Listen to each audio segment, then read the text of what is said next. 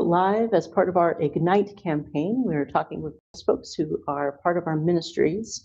You may have heard that Katie Jansen was going to be leading this conversation, but we had a last-minute substitute, so I'm Angela Pansella, but we're speaking today with Sandy Hauck, who is the director of our wedding ministry. Thanks for being here, Sandy. Oh, my pleasure. So tell us about this space that we find ourselves in today. So the space that we're in today is our bride's room, our bridal suite. This actually used to be, about 7 years ago, it was a religious education room.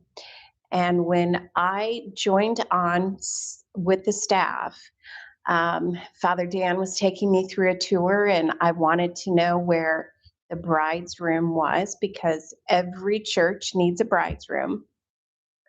And he took me downstairs onto the first level, and he took me into an oversized coat closet. And I said, this can't be. Please tell me there's got to be an alternative space. So he showed me, he said, yes, there is, but it's going to take some work. And I asked him to show me, and he brought me up here, and I immediately knew it's just a really special room. The ceilings are 16 feet tall. This stained glass is the original stained glass from when the church was built over 100 years ago. It's got peekaboo windows so the brides can look out onto the church or into the church while their guests are arriving. It's just a really special space. It is quite spectacular. Yeah. And yeah. For those who may be wondering where we are in relation to the church, it is like on the upper level, close to the choir loft. Yes, it's right off to the choir loft. For the next time you're in church, what I recommend that you do is turn around, look at the choir loft, and then look to the right. So on the south side of the church, and you'll see 3 windows, 2 smaller ones and then a larger one in the middle. That's the bride's room. Beautiful. Beautiful. So tell me about your view of the ministry of the wedding ministry, because you don't think of it just as kind of coordinating weddings or helping with the logistics. It's ministry. It is, and it's the hospitality ministry of the church. It's an opportunity, I think, for the church to recognize and reaffirm young Catholics, and do so in a welcoming manner that wants, or that intrigues couples enough to want to become a part of this church that they got married in. You know, this is a marker for every couple. They get engaged, they decide they want a church wedding. We want them to come back to church. And so I feel like I have a special opportunity to really connect with couples and to recruit for new parishioners. Mm-hmm.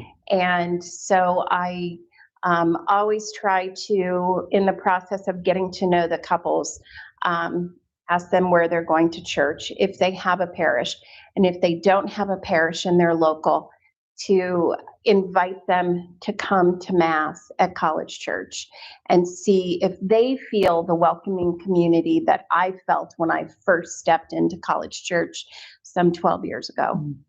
So that is one hope that you have for them as they're embarking on their married lives, that they come join us in this parish. But what are some other hopes that you have?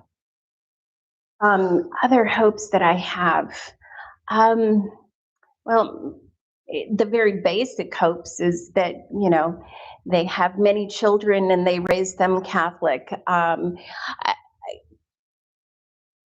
guess my hope is that we get more young people activated and involved. And the best way to do that is to provide this welcoming space, this welcoming place where people can, their faith can be nourished and again, it's what College Church did for me, and I hope that young people who get married here feel the same or have the same sentiments. Now, this isn't not directly about the wedding ministry, but I understand you are going to be stepping into some more ministerial roles related to young people in the church. You want to talk a little bit about that? Sure, sure. I am going to be stepping into taking over the engaged weekends and facilitating that. Seems sort of like a natural fit, where I'm meeting these people at the door when they're knocking, and then I'm inviting them in and getting to know them even more deeply. And then taking that even one step further, we're also going to be reigniting our young adult faith groups. We're having a happy hour on December 9th from 6 to 8. It's going to be kind of a listening session, because we want to know what our young adults are hungry for, what kind of programming they would like. So I'm excited. My role is definitely expanding. How many couples have you accompanied through this wedding ministry in your time here? I was really surprised. I counted up today. Over 600 couples. Oh, that's fantastic. Yeah, Wow. over 600 couples. It's gone by quickly. Yeah. But as everything has been affected in this last couple of years by the pandemic, I'm sure that the wedding ministry too has felt those effects. How has that affected wedding ministry? Boy, I tell you, when we got when we were told that we had an hour in which we could, for lack of a better term, evacuate our offices over at Jesuit Hall on March 17th, 2020, not having any idea what this was going to look like. I mean, I was getting trickles of phone calls from couples, but I don't think anybody really realized how impactful this was going to be. And so I gathered up 4 months worth of files and proceeded to the office of wedding ministry on my dining room table. And then I fielded phone calls, and I am an empath at heart. And so every time I had a bride who broke down in tears, I broke down in tears with her. Putting a wedding together is like putting a jigsaw puzzle together. It's you get your first piece, and hopefully your first piece is booking the church, and then everything else sort of fills in around that, and then you eventually have the picture of your wedding day. And when everything shut down, they had to start from scratch. So at least they had the skills, they had the muscle memory, how to do it. So they're not relearning, or they're not learning something brand new. But it was, so many people had things affected. In fact, little known secret, we actually did have 2 weddings during the strict lockdown time, and these couples came to me with very moving, very compelling reasons. And we just, in all good conscience, for what we stand for as College Church, we had to do the weddings. We felt like we had to do the weddings. So we literally walked them in through the back door. And the weddings consisted of the bride, the groom, 2 witnesses, and the priest. And those weddings were the most beautiful weddings I have ever been to. And the sheer joy on the couple's faces really it made me feel very confident that we had made the right decision to sort of break the mandate and allow these people to witness the sacrament to one another. Tell me about, if you're just joining us, for those that are tuning in, we are speaking with Sandy Hauck, who is the director of our wedding ministry. This is all part of our Ignite campaign series of videos I want to thank Julie Killian for sitting in on our tech support today, making sure that we can get this out to the general public. So this video will be able to be watched, replayed whenever you wish. But if you are tuning in now, you're welcome to add your comments and questions in with that. But before we get to those, I know there are myths in the St. Louis area that are associated Yes. with getting married at College Church. Yes. Besides the general myth of College Church that it was the site for the exorcism in St. Louis. So let's set that aside for a second and talk about wedding myths in particular. Well, the biggest wedding myth is that it's about a 2, 3, 4 year waiting list, and that is not the case at all. If you're talking to anybody about planning a wedding, you know, one of the first things that they're gonna tell you is there are no waiting lists in the wedding industry. You can't do a waiting list in the wedding industry. It's a puzzle. You're putting it together.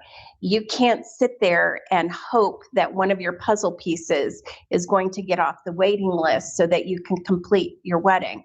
So we book out, I would safely say that May, June, September, and October, we book out anywhere from 18 months to 2 years. But it won't book entirely. It's just typically when people begin booking their wedding. On occasion, on a real rare occasion, I've had somebody who's wanted to book 3 years out. But even that's a really long engagement. As far as the rest of the months of the year, I would say we book about a year out. Now, as the people who are watching this, I'm assuming almost everybody's Catholic. There's a 6-month period that the church requires you to work on your sacramental preparation as a couple.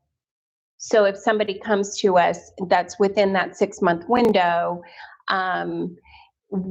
typically we tell them they're going to have to look a little bit further down the road before they can get married, just so that they can get all of their sacramental preparation complete. Absolutely, absolutely. So yeah, so that's the biggest myth, and that's the one, you know, that I think sometimes people go, oh my gosh, there's no way we're going to get a wedding date, and so we're not even going to call. But it's always worth a phone call. what is that phone call? What is that phone call? What is that phone number? That phone number is 314-977-7303. 977-7303 if you want to book today. Yes. So we do weddings all year round. We do weddings in Advent. We do weddings in Lent. The church does allow us to do that. Each parish can decide whether or not they will allow people to do that. We have always done Advent and Lent weddings. There are some decoration constraints if you do an Advent or a Lent wedding, but those are usually don't interfere with College Church, because College Church is so beautiful that very few people do anything to add on to decorations. It's one of the places you can save money and when you have your wedding at College Church. Our off season is January and February. And so there is an off season discount for January and February. Good to know. So we are always booked all the way through New Year's Eve. Mm-hmm. Really, how are things going in the chat section? What do you love most about your job? I would say I love, I love talking to people, and I love getting to know people, and I love just being there for any opportunity or any chance that God might call on me to minister. And those times, they're always surprising, and it's so rewarding and so fulfilling when I've had I mean, I can't help but feel so much gratitude that I was able to be an instrument. And I had a very moving one just this last Friday. So I look forward to it. Yeah, I mean, it can be the couples that I find myself ministering to. It can be moms and dads that I'm ministering to, and it's a really rewarding. It's a really rewarding position. All right, we thank you for your time today, Sandy. My pleasure. Thanks for having me. And we remind you that December 9th, if you are a young adult, is the date for our get-together. What the details on that again? RSVP to that phone number, 977-7303. You can just show up 6 to 8 in the ballroom. And another reminder to please check out the Ignite campaign. The address is on the description for this video. You can also find a link on our website, sfxstl.org. And thanks for tuning in.